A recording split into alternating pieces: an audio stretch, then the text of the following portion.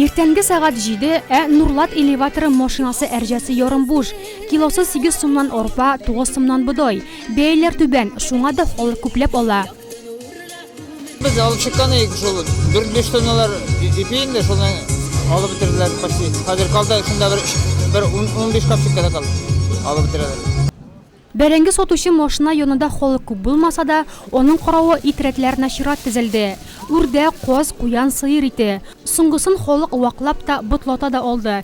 Теләүчеләргә сатуда тере тавыклар да бар иде. Башкириядан килеп, менә сезнең ярмаркагызга килеп электем. Бик матур, күңелле үтә ярмаркагыз. Итне 80-280 белән алдык, 10 кило.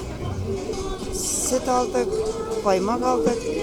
Kaymak 150 белән, süt 50 сум белән aldık.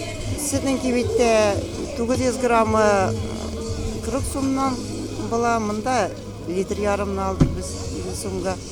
Авыл süte бит инде. Сәүдә рәтләре белән район һәм шәһәр башлыгы Раул Кузиров та танышты. Нурлатлылар белән аралашып, аларның теләге һәм фикере белән танышты. Халык нигездә канәгать. Күпләр аеруча пенсия яшендәгеләр ярминкәләрне көтеп ала. Бик зур рәхмәт башлыгыбызга. Кирәк жаракларны алабыз, сөтен, каймагын, майын, итен инде продукты әбиләргә пенсиясенә карата шуларны җыярга чыктык инде.